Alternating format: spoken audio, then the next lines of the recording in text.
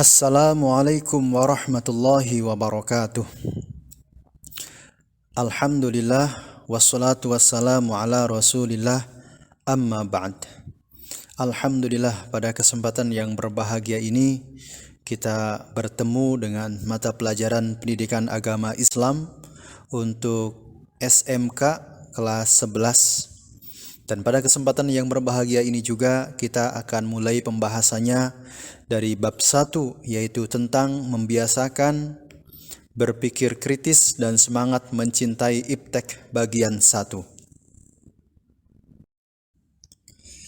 Anak-anakku sekalian yang berbahagia, pada kegiatan pembelajaran bab 1 ini tujuan pembelajarannya adalah yang pertama, membaca dengan tartil Quran Surat Ali Imran ayat 190 sampai dengan 191 dan Quran Surat Ar-Rahman ayat 33 serta hadis tentang berpikir kritis dan semangat mencintai ilmu pengetahuan dan teknologi.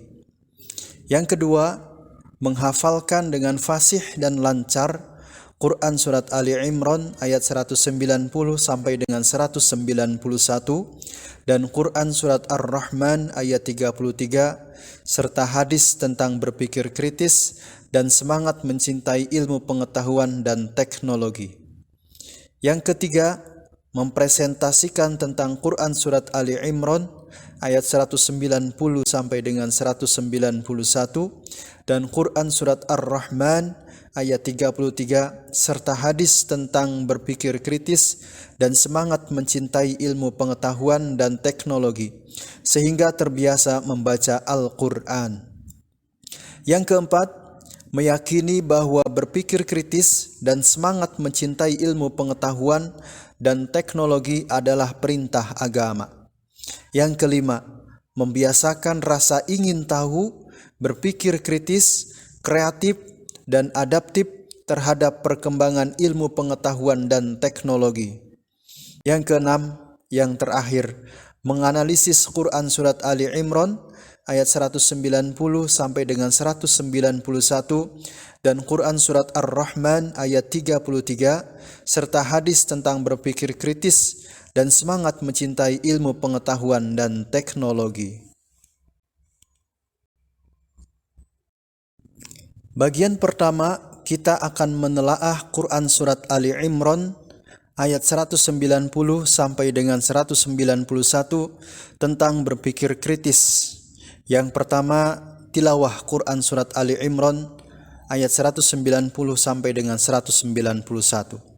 Mari kita baca Quran Surat Ali Imran ayat 190 sampai dengan 91 dan simak baik-baik. A'udzu billahi minasy syaithanir rajim. Bismillahirrahmanirrahim. Inna fi khalqis samawati wal ardi wa ikhtilafil laili wan nahari la ayatin li ulil albab. Allazina yazkuruna Allaha qiyaman wa qu'udan wa ala junubihim wa yatafakkaruna fi khalqis samawati wal ard. Rabbana ma khalaqta hadza batila subhanaka faqina azaban nar. Setelah kita membaca, maka bagian berikutnya adalah mengidentifikasi tajwid.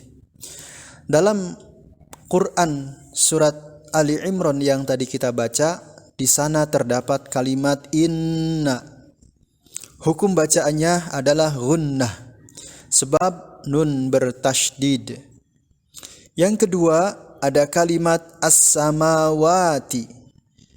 Hukum bacaannya adalah al-syamsiyah, sebab ada al bertemu dengan sin. Kemudian yang ketiga ada kalimat wan nahari. Di sana dibaca mad tabi'i, sebab ada alif huruf sebelumnya berfathah. Kemudian yang keempat ada kalimat qiyaman wa qu'udan. Hukum bacaannya idgham bi gunnah, sebab ada tanwin bertemu dengan huruf wawu. Yang kelima, ada kalimat khalaqta. Hukum bacaannya adalah qalqalah, sebab ada huruf qaf bersukun atau mati. Dan yang keenam, yang terakhir, azab. Hukum bacaannya adalah mad tabi'i, sebab ada alif huruf sebelumnya berfathah.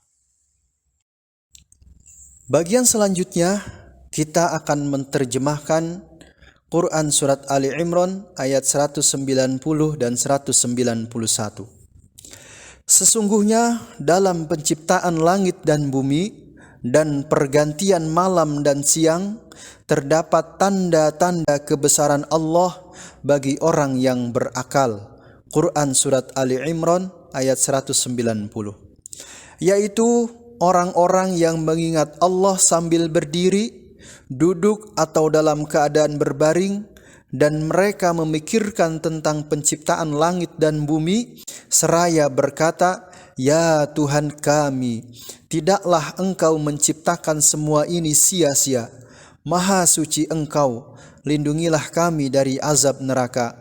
Quran Surat Ali Imran ayat 191. Berikutnya kita akan membahas asbabun nuzul Quran Surat Ali Imran ayat 190 dan 191. Diriwayatkan dari Aisyah radhiyallahu anha bahwa Rasulullah sallallahu alaihi wasallam bersabda, "Ya Aisyah, saya malam ini ingin beribadah kepada Allah." Dijawab oleh Aisyah, "Sungguh saya senang berada di sampingmu. Saya tidak keberatan." Maka bangunlah Rasulullah, mengambil air wudu, lalu sholat yang lama sekali. Beliau menangis sampai membasahi pakaiannya, disebabkan sangat dalamnya merenungkan isi kandungan Al-Quran yang dibaca. Hal itu dilakukan berkali-kali, sampai menjelang azan subuh. Dan saat Bilal hadir, masih melihat kondisi Nabi yang menangis. Lalu Bilal bertanya, "Ya Rasulullah, kenapa Anda masih menangis? Bukankah Allah Subhanahu wa Ta'ala sudah mengampuni semua dosa engkau, baik terdahulu maupun yang akan datang?" Lalu dijawab oleh Nabi, "Tidak pantaskah saya ini menjadi hamba Allah yang bersyukur? Apalagi di malam ini Allah menurunkan ayat yang alangkah ruginya jika dibaca ayat ini, namun tidak dihayati makna dan isi kandungannya." Ayat-ayat tersebut adalah termasuk Quran Surat Ali Imran ayat 190 sampai dengan 191. Selanjutnya adalah isi kandungan ayat. Yang pertama, begitu banyak tanda-tanda kebesaran Allah Subhanahu wa Ta'ala yang dibentangkan di langit dan bumi, termasuk pada diri manusia. Semua itu harus dijadikan sebagai sarana berfikir bagi umat manusia, khususnya orang beriman, agar dapat mengambil manfaat, faedah, dan hikmah dari keberadaan alam semesta. Yang kedua, penciptaan alam semesta meliputi silih bergantinya siang dan malam, pusaran angin, keteraturan lintasan benda-benda langit dan bumi dengan segala isinya. Semua itu jangan hanya dijadikan sebagai peristiwa biasa tanpa hikmah dan tujuan, tetapi harus dipikirkan, diteliti, dan dieksplorasi sehingga keberadaannya semakin terbuka dan dapat diambil sisi positif dan negatifnya melalui akal pikiran serta akal budi yang dimiliki oleh setiap orang. Yang ketiga, semua manfaat, faedah, dan hikmah dari beragam peristiwa yang tersebar di alam semesta tersebut hanya dapat dipahami oleh orang-orang yang memiliki akal pikiran yang sehat serta akal budi yang dikenal dengan istilah ulil albab atau ulul albab. Yang keempat, ulil albab adalah orang yang memiliki akal pikiran yang lurus, nurani yang bersih, serta menjadi hamba Allah Subhanahu wa Ta'ala yang mengisi setiap waktunya untuk memikirkan segala penciptaan dan peristiwa di alam raya ini, sehingga menghasilkan kesimpulan bahwa semua ini membawa manfaat, tidak ada yang sia-sia. Akhirnya hidupnya semakin dekat taqarrub kepada Allah Subhanahu wa Ta'ala. Masih melanjutkan isi kandungan.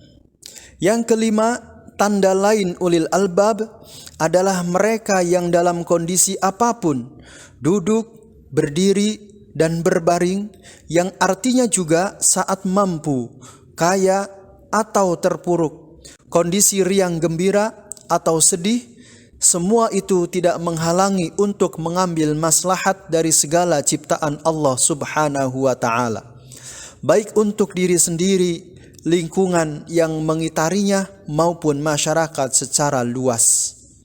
Yang keenam, ulil albab juga melakukan pemikiran kritis, utuh, objektif, dan seimbang terhadap segala problema yang muncul, sehingga buah pemikirannya memberi banyak manfaat, jauh dari kebencian dan sengketa, apalagi kerancuan dan kebimbangan.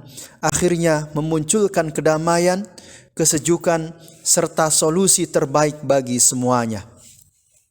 Yang ketujuh, setiap orang beriman sangat dituntut agar penggunaan akal pikiran dan akal budinya menghasilkan kesadaran diri bahwa semua penciptaan itu bersumber dari Allah.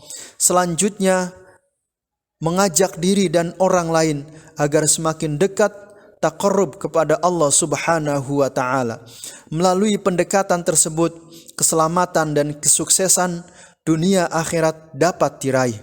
Akhirnya terhindar dari kesengsaraan, kegagalan, dan kehinaan.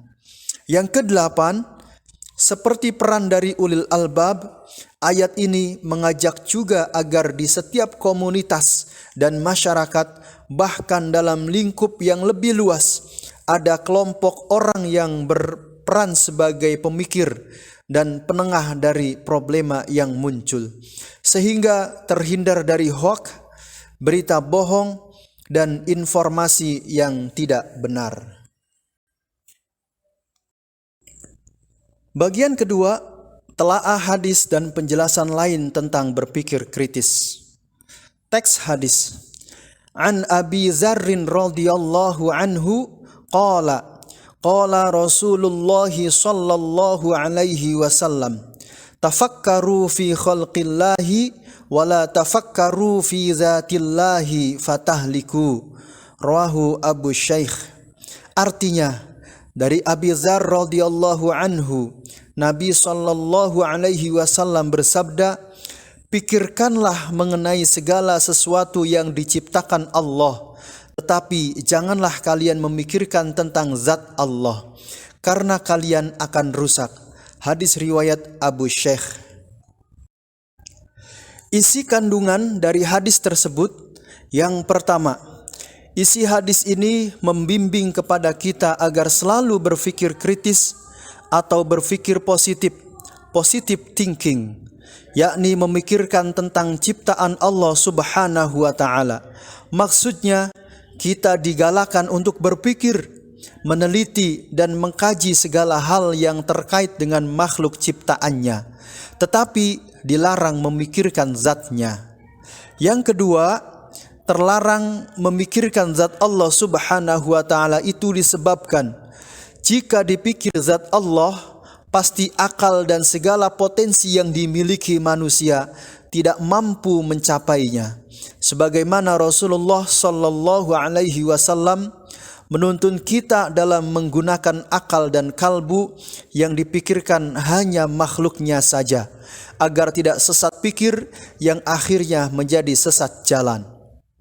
Yang ketiga, harus menjadi kesadaran bersama bahwa berilmu yang awalnya dimulai dari proses berpikir, objeknya hanya di seputar makhluk dan alam semesta.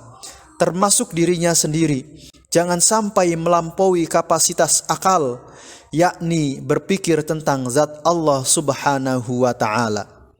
Yang keempat, berpikir itu ada batasnya, tidak sebebas-bebasnya. Ada batas yang tidak boleh dilalui dan harus berhenti. Karena jika tidak, manusia sendiri yang mengalami kebingungan dan kekacauan dalam hidupnya. Ini tentu tidak dikehendaki, karena penggunaan akal fikiran dan akal budi bermuara kepada semakin dekatnya kepada Allah Subhanahu wa Ta'ala, bukan malah menjauh darinya. Itulah materi kita pada pertemuan yang pertama ini, dari membiasakan berpikir kritis dan semangat mencintai iptek. Kita baru membahas bagian ayat dan hadis tentang berpikir kritis. Sampai bertemu di bagian yang kedua, masih melanjutkan tentang semangat mencintai iptek, membahas ayat dan hadisnya. Sekian dan terima kasih. Assalamualaikum warahmatullahi wabarakatuh.